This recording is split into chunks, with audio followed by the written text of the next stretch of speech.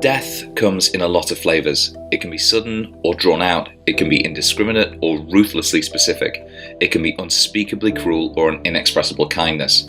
Death is universal, and for that reason it should be no surprise that depictions of death in fiction are very common, and come in as wide variety as real-life death. But I'd argue that there are three unassailable facts about real-life mortality that fictional deaths don't have to adhere to.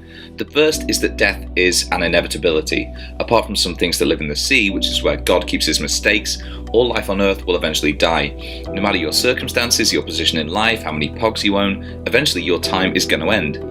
The second is that dying is your final act, the closing of a book. Without wanting to offend anybody's religious beliefs, once somebody has died, there is no way that you, as you are now, will ever interact with them again. Anything left unsaid will remain so, any lack of closure will probably cause you grief for the rest of your life. The third is that unless you literally spring into existence, die, and then immediately disappear leaving no trace, your death will have an impact on other people. Nobody's death occurs in a vacuum, although they can be caused by a vacuum, and your death will affect those who knew you and many that didn't. And in this video, I'm going to look at Naoki Urasawa's Pluto and DC's Wonder Woman, both of which largely adhere to the rules governing real-life death, and explain why I believe that one's depiction of character death and how it impacts other characters in the story is fictional death done right, and why the other one missteps. Osamu Tezuka is called the god of manga for good reason. He invented and refined many of the techniques sequential artists take for granted now, and without his friendship with and influence on Walt Disney, it's likely Western animation and culture as a whole would be very different. Adaptations of his work range from to whoa. He died in 1989, his last words are reported to have been, "I'm begging you, let me work." Naoki Urasawa is an artist and author best known for 20th Century Boys, Monster and Billy Bat, among many others. He's an incredibly talented artist, equally adept with facial expressions, detailed landscapes, and he's an absolute master of panel composition. Back in 2003, in partnership with Tezuka Productions, he chose to adapt one of the most famous story arcs of Tezuka's magnum opus, Astro Boy, changing the perspective of that story from the titular character and real-world icon to one of the supporting players. That story arc, which was subversively titled The Greatest Robot on Earth, was Tezuka's response to the rise of battle manga, in which physical strength was everything and much subtlety and character had been lost in favour of spectacle. Tezuka set out to subvert this with this arc of Astro Boy, as the afterword to Pluto, written by its editor Takashi Nagasaki, makes clear. He says, in belated response to a childhood friend who saw only the surface level of fighting and destruction, Osamu Tezuka wasn't saying anything about Atom being the strongest robot in history. On the contrary, I think he was trying to say that, having experienced battle, Atom was the first robot in history to understand the meaninglessness of war. By changing the central character of the story from the idealistic boy hero of the original to the more grounded detective Gesicht, Urasawa has made that subtext explicit and allowed him to explore the rest of the supporting cast from a new perspective. The manga is named after the central and constant threat of death under which the entire cast of Pluto must live. This is a meditation on war, death, and the impact on those we leave behind. Patty Jenkins' Wonder Woman is an excellent movie. It's well deserving of the many plaudits it's received.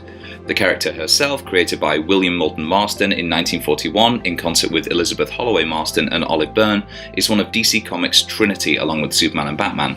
Gal Gadot is fantastic in the role, and while it's gratifying to me as a comic fan to finally have a great movie adaptation of the character, I can't even imagine how it must feel for women to have that representation in a genre that is so heavily and unfairly dominated by male superheroes, creators and directors. The film, which is a bit of a mishmash adaptation of a bunch of comic stories, is, like Pluto, a tale of death, war and their impacts on the survivors. In this continuity, Ares threatens to plunge the world into the war to end all wars, and after that conflict is brought to Themyscira, Diana defies her mother and leaves the island to find and stop him. She is a warrior whose stated aim is to end war in the most literal sense. She's aided in that mission by Allied spy Steve Trevor and a ragtag bunch of soldiers, spies and mercenaries. One, Charlie, is a sniper with such guilt over his actions that he can't bring himself to fire a shot, while another, known as the Chief, is a victim of our nominal hero Steve Trevor's people's historical exploitation of manifest destiny. Diana's growing understanding of their motivations and histories is central to the plot and integral to the conclusion. Pluto and Wonder Woman, then, are both war stories with a heavy focus on the personal cost it levies on the survivors. Both are excellently told and both are critically adored. So why did Pluto hit me so much harder than Wonder Woman, and why do I think it might be among the best examples of how to make character death meaningful?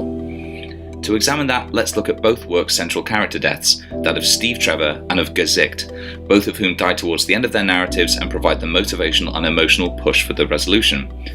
I know that this is comparing apples to oranges to an extent, and that by its nature a film is a shorter experience than an 8-volume manga, but I feel like this is a fair comparison because it's a look at central themes that wouldn't have been changed if the works got translated to another medium.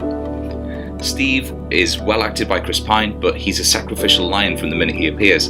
He and Diana have this romance which arguably detracts from her character because their attraction is shoved in to give Diana a reason to get a second win during her fight with Ares.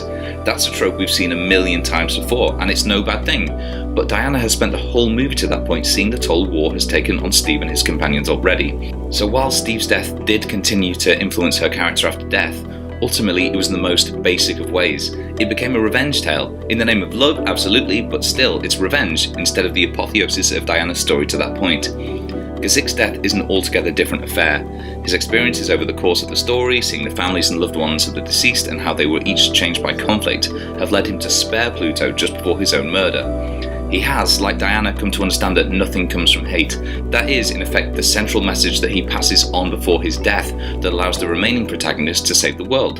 The additive nature of seeing how death affects those around us, the steady drip that erodes the core of hate that drove Gazik, means that each and every character who dies influences and changes the outcome of the story, a point made absolutely explicit in the final pages of the manga. Ultimately then, I think it boils down to this. Steve's death and its impact on Diana took what was a story about her love and hope for mankind, instilled by her upbringing, and turned it into a revenge story, betraying the themes that the movie had been developing. Gazik's death, the deaths of those before him, and their impact on Atom took a revenge story and turned it into a story about love, emphasizing the themes that Urasawa and Tezuka before him wished to express to their audiences.